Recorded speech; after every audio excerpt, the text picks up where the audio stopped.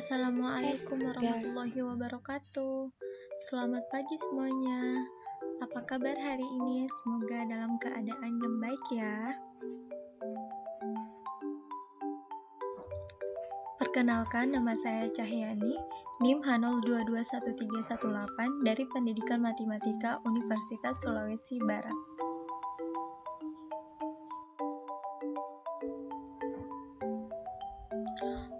Untuk tema yang saya ambil adalah aktif.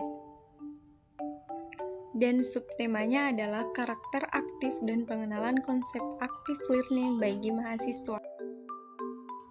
Pengertian active learning. Dalam pengertiannya yang diambil dari Kamus Besar Bahasa Indonesia atau KBBI, bahwa aktif berarti gesit, giat, dan bersemangat, sedangkan learning berarti pengetahuan dan pembelajaran. Jadi, active learning adalah suatu proses kegiatan belajar mengajar yang subjek didiknya terlibat secara intelektual dan emosional, sehingga ia dapat berperan dan berpartisipasi aktif dalam melakukan kegiatan belajar, serta mampu mengubah tingkah lakunya secara lebih efektif dan efisien. Nah, muncul pertanyaan, why important to talk about it? Dalam realita yang kita temui, terdapat segelintir mahasiswa yang tidak sadar dan tidak memiliki karakter sebagai mahasiswa, sehingga bermunculanlah mahasiswa-mahasiswi yang tidak memiliki perilaku yang baik, seperti mahasiswa yang tidak memiliki sopan santun kepada para dosen, mahasiswa yang lebih menyukai hidup dengan bebas, mengonsumsi obat-obat terlarang, pergaulan bebas antara mahasiswa dengan mahasiswi, berdemonstrasi, bahkan hal terkecil seperti menyontek. Terlebih lagi di saat pandemi COVID-19 yang belum usai seperti sekarang ini, di mana para mahasiswa masih bergantung kepada skema learning from home atau belajar dari rumah, sehingga karakter mahasiswa yang aktif sangatlah diperlukan agar kualitas SDM tetap terjaga walaupun dalam keadaan yang tidak kondusif. Namun, apakah karakter aktif ini telah dipahami konsepnya di kalangan pembelajar? Tentu menjadi hal yang cukup menarik untuk mengkaji konsep aktif sebagai sebuah karakter sekaligus memperkenalkan active learning sebagai salah satu bentuk realisasi dari karakter tersebut. Prinsip-prinsip active learning. Yang pertama, stimulus belajar. Yang kedua, perhatian dan motivasi. Yang ketiga, respon yang dipelajari. Yang keempat, penguat. Dan yang kelima, asosiasi.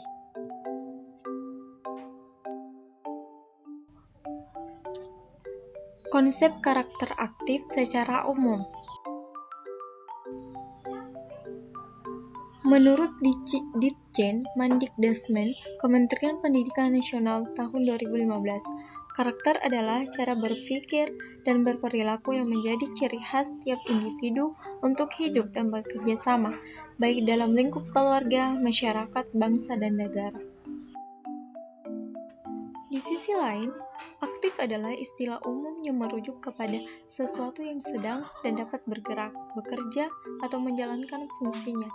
Sesuatu yang aktif dapat ditengarai dari pergerakannya secara mekanik maupun manfaatnya fungsi benda yang dimaksud. Namun, jika ditinjau dari segi pendidikan, aktif bisa didefinisikan sebagai karakteristik proses pembelajaran yang didukung oleh kegiatan fisik dan keterlibatan dalam berbagai aktivitas. Pada era yang sangat modern ini, persaingan untuk menjadi yang terbaik dan menghasilkan karya yang berdaya guna sangatlah ketat. Jika kita tidak mampu, maka kita akan tersisih. Itulah kejamnya dunia. Tapi bukan berarti kita harus takut menghadapi realita kehidupan. Sebab selama kita mau bersikap aktif bukan pasif, maka dengan izin Allah, kita akan mencapai puncak kesuksesan. Keaktifan kita untuk belajar, berani mencoba hal-hal yang baru, dan terus berkarya untuk kepentingan orang banyak dan juga untuk kemajuan suatu bangsa dan negara. Sesungguhnya adalah karakteristik dari sumber daya manusia yang berkualitas. Ya, orang aktif adalah sumber daya manusia yang dibutuhkan atas suatu bangsa. Berikut ini adalah 3 ciri dari orang aktif dan 3 ciri dari orang yang pasif.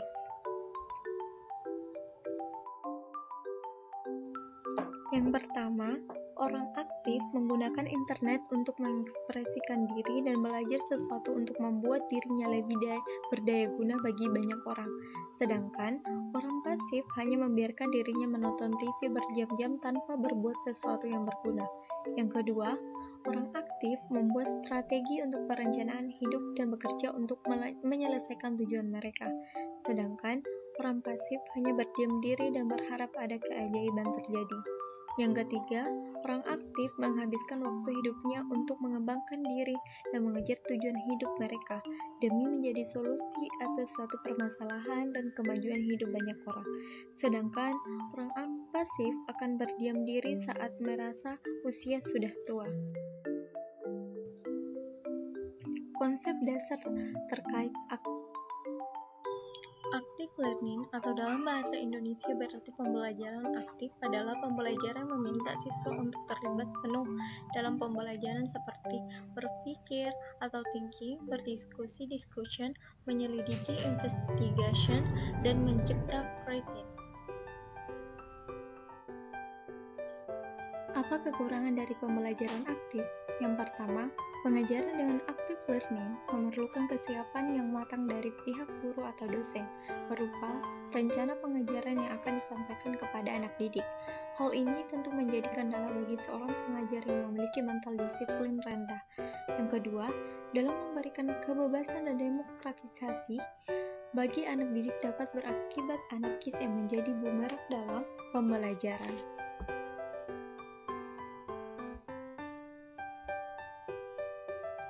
Apa keuntungan pembelajaran aktif?